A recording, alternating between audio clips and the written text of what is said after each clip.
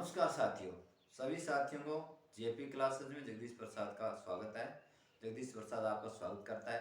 नमस्कार साथियों, आप ज़्यादा से ज़्यादा अपने चैनल को शेयर करें, लाइक करें और अपने लिंक को ज़्यादा से ज़्यादा लोगों तक सेंड करें, ताकि जो विद्यार्थी जिन्हें हमारे चैनल का पता नहीं है, हमारी क्लास का पता नहीं है, जो हमारे साथी हैं, पढ़ना चाहते हैं, उन तक बात पहुंचेगी तो वो भी इस क्लास का फ़ायदा उठा पाएंगे।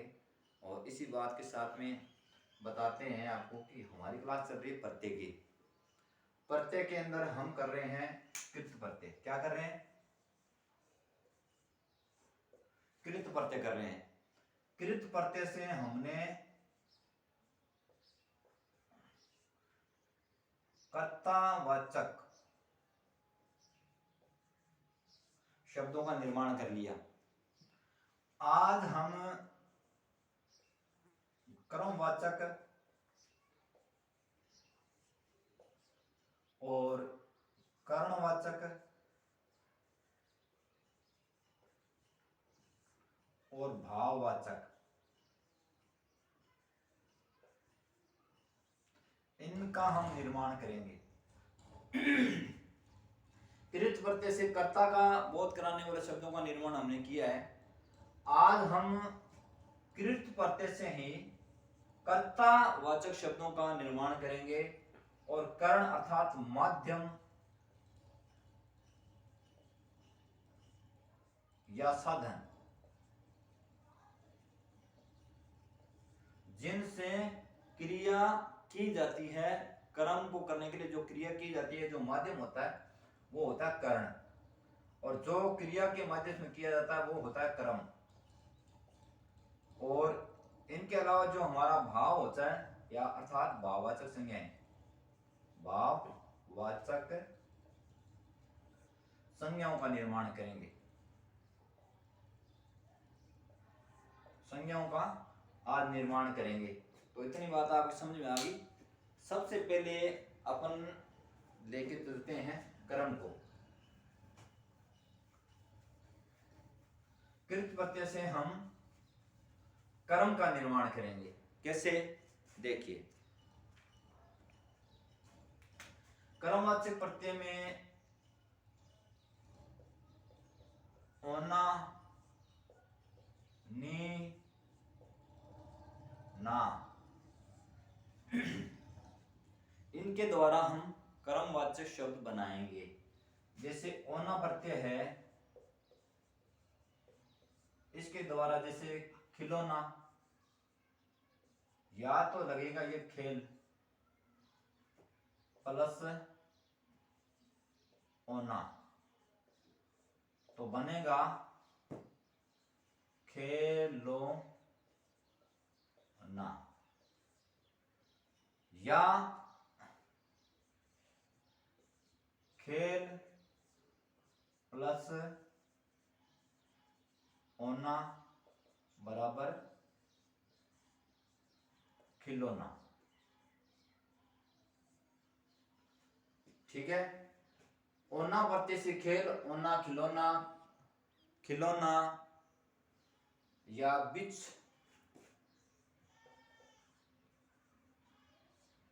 प्लस ओना बराबर बिछोना,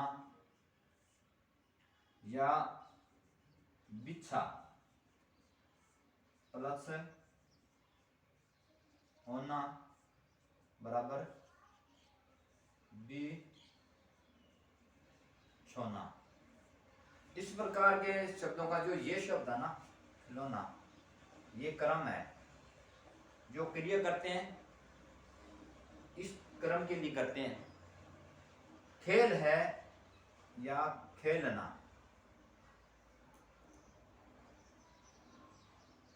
खेलना क्या क्रिया है। इसको जब कर्ता करेगा तो किस पर करेगा? खिलौने पे। कोई भी खिलौना है उसके माध्यम से कर्ता जब खेलता है तो खेलने की क्रिया तो क्रिया कहलाएगी। जो जिसके द्वारा, जैसे ये गुड्डा है या ये चक्री बनी हुई है,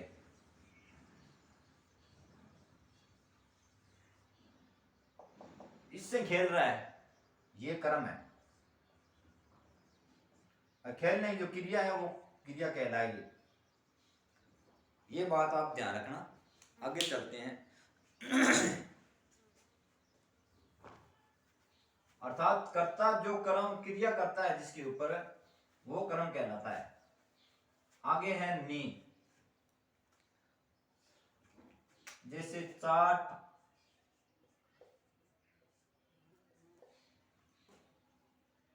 और नी बराबर है चटनी।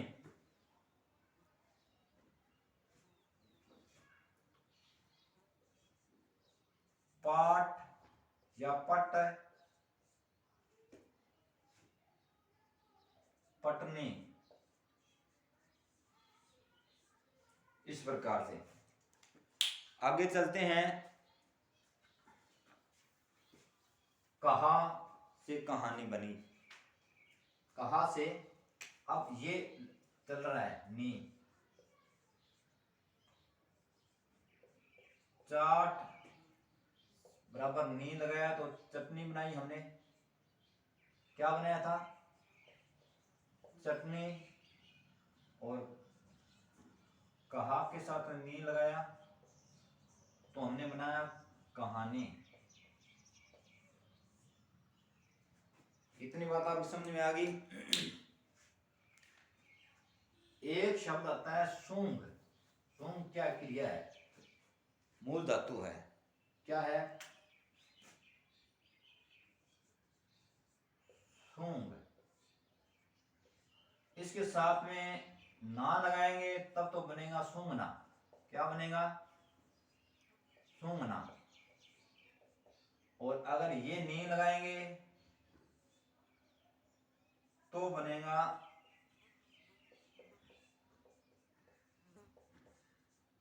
सूंगनी।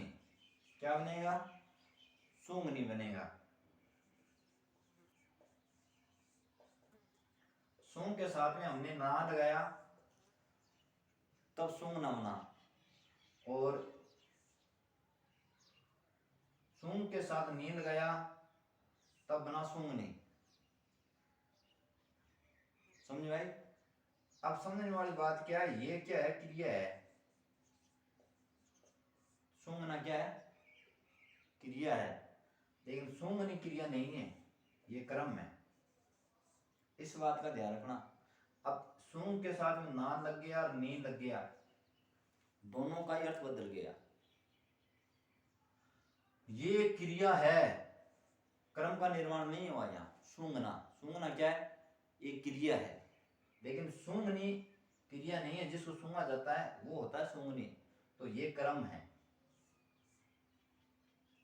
इतनी बात आप ध्यान रखना। ये क्रिया है, ये कर्म है। ये मैंने समझाने के लिए इसलिए सूंगनी सूंगना लिख दिया। ओके, आगे चलते हैं। आगे अब ले लेते हैं इस ना को। इस ना प्रत्यय को ले लेते हैं। जैसे दा के साथ में ना प्रत्यय लगाया तो बन गया दाना।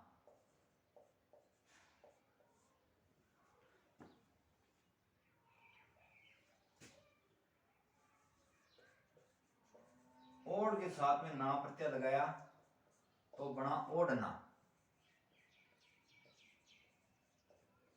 ओढ़ना एक वस्त्र होता है, और ओढ़ प्लस नी, ओढ़नी, ये भी वस्त्र होता है। दोनों ही कर्म बन रहे हैं। ना से भी कर्म बन रहा है और नी से भी कर्म बन रहा है। और ओढ़ना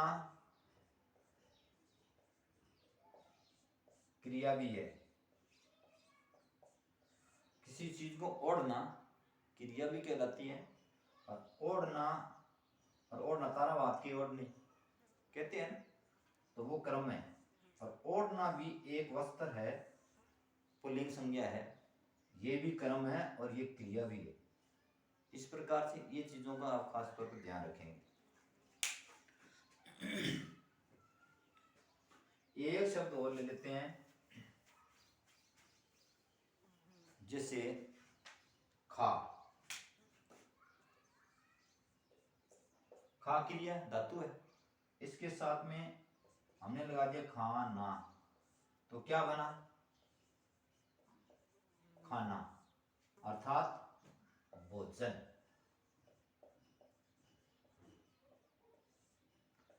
अब खाना इस हिसाब से तो क्या हुआ? कर्म है। लेकिन कोई चीज को खाना क्रिया भी है। लेकिन यहाँ क्रिया कर्म है, लेकिन यहाँ अगर बात पूछे कर्म का तो कर्म आएगा, अगर क्रिया का आएगा तो क्रिया खाना भी होता है। किसी चीज को खाने को भी क्रिया कहते हैं, ठीक है, क्रिया होती है। तो इस बात का आप खास तौर पर ध्यान रखेंगे।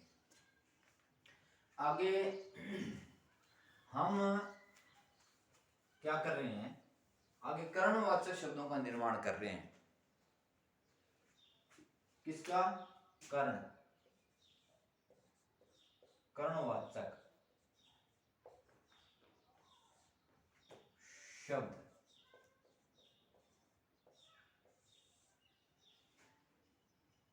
प्रत्यय कुछ ऐसे होते हैं जो क्रिया के करने का जो माध्यम होता है, साधन, जैसे झाड़ क्रिया है, और इसके साथ अन लगा देते हैं तो बन जाता है झाड़न। झाड़न क्या है? झाड़ने की एक वस्तु है, माध्यम है, जिसके माध्यम से झाड़ा जाता है, क्रिया को किया जाता है। तो ये माध्यम है, तो ये क्या हो गया? कर्म, कर्म, कर्मवाचक शब्द बन गया। और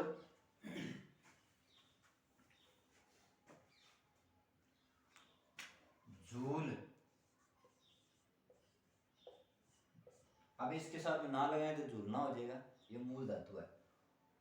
और इसके साथ में लगा दें ला, इसके साथ में लगा दें हम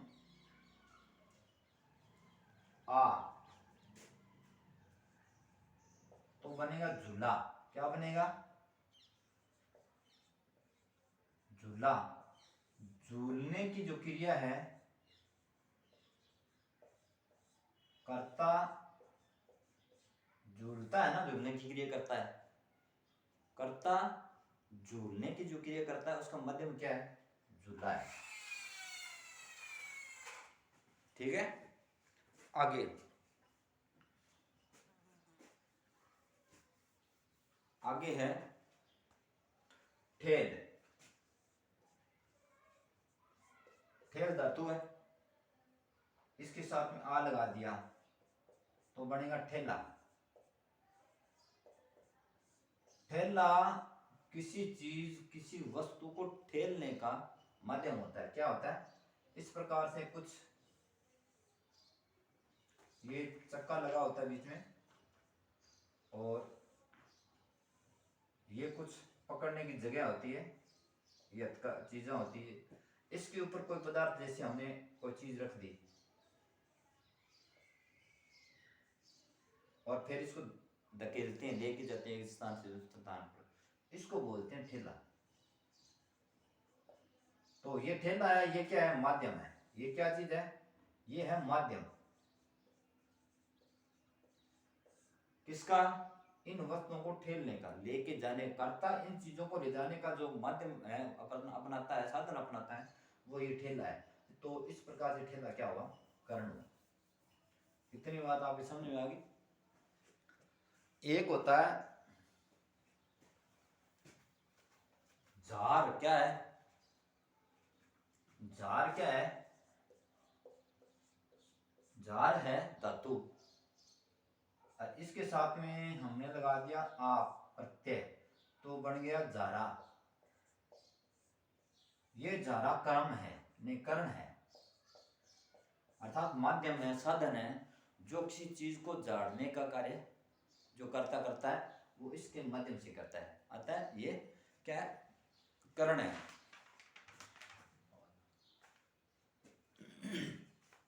आगे चलते हैं, भाववाचक संज्ञा बनाते हैं। भाववाचक संज्ञाओं का मतलब सीधा सा है कि कृत प्रत्यय लग करके भाववाचक संज्ञाओं का भी निर्माण करते हैं।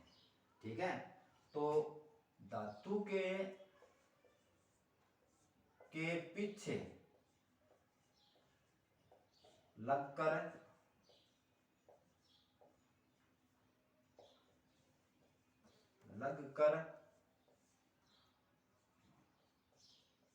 जो प्रत्यय भाववाचक संज्ञाओं का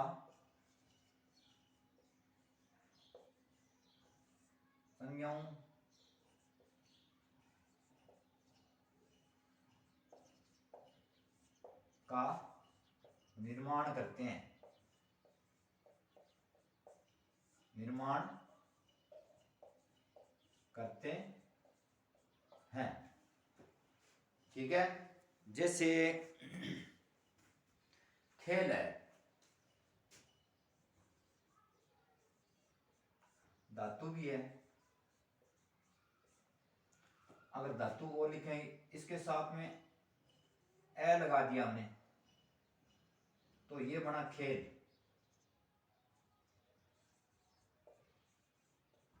तो ये क्या भाववाचक संज्ञा है, खेल भाववाचक संज्ञा भी है? पुकार, जैसे पुकार है, ये भी भाववाचक संज्ञा है। खेल भाववाचक संज्ञा है, पुकार भाववाचक संज्ञा है, मेल भी, मिलना, मिल धातु है और मेल क्या है, भाववाचक संज्ञा है, भाववाचक संज्ञा है। चलो इसको मिटा करके आगे और समझते हैं हम।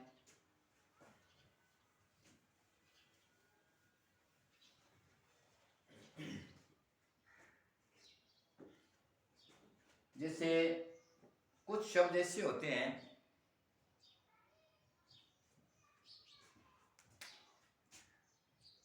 जैसे आड़,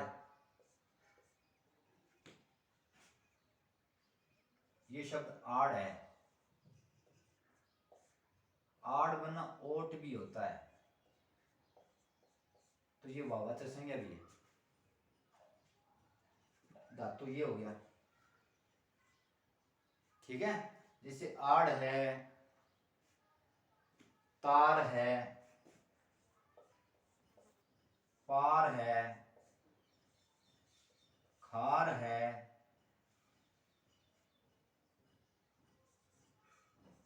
हार है, ये सभी क्या है, भाववाचक संज्ञाएं। क्या है, भाववाचक संज्ञाएं। धातु के साथ लगने के बाद में ये बना है, कैसे, जैसे तार, जैसे हमने लिख दिया ता, इसके साथ में ना लगा दिया, तारना क्या है, क्रिया है, पारना क्या है, क्रिया है, खारना क्या है,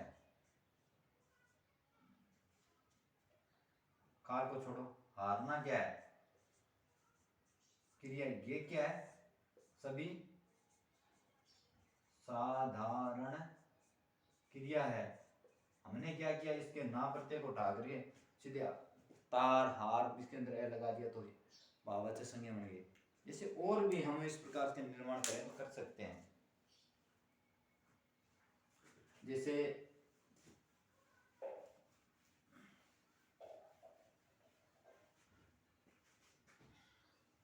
अक्कड़ है, अकड़ धातु है, इसके साथ में ना प्रत्यय लगा दिया तो अकड़ना हो गया, अकड़ना क्रिया हो जाएगी। और इसके साथ में अगर हमने लगा दिया अन, अंश प्रत्यय लगा दिया तो क्या बनेगा, ये बनेगा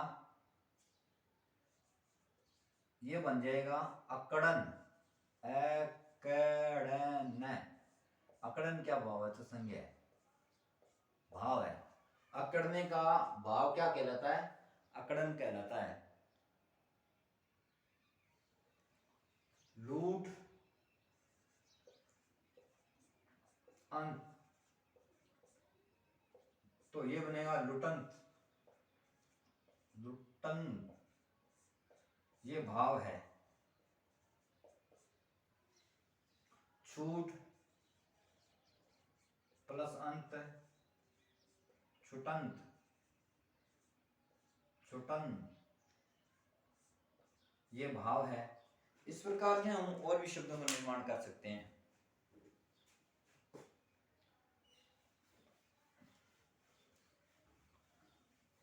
आज की क्लास आपको कैसी लगी? आप कमेंट करके जरूर बताया करो।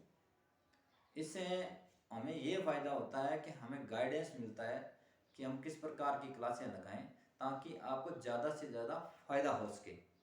आपको ज़्यादा से ज़्यादा फायदा पहुंचाने के लिए हम प्रयासरत रहते हैं, इसलिए आपके कमेंट की बहुत अति आवश्यकता रहती है। हमारे जो चैनल है इसका लिंक लोगों तक ज़्यादा से ज़्यादा पहुँचाएँ और आप भी ज़्यादा से ज़्यादा देखें और लिंक को ज़्यादा से ज़्यादा लोगों में शेयर करें और लाइक ज़्यादा से ज़्यादा करें भाई। और नहीं तो आपको क्लास पसंद नहीं आती है तो कमेंट करके आप ज़रूर बताया करें कि सर आज की क्लास आप ऐसे लगाया करो, आगे से आप क्लास ऐसे लगाया करो ताकि हमारे ज़्यादा से ज़्यादा समझ में आए और हमारा भी यही आपको पढ़ाने का प्रयास रहता है।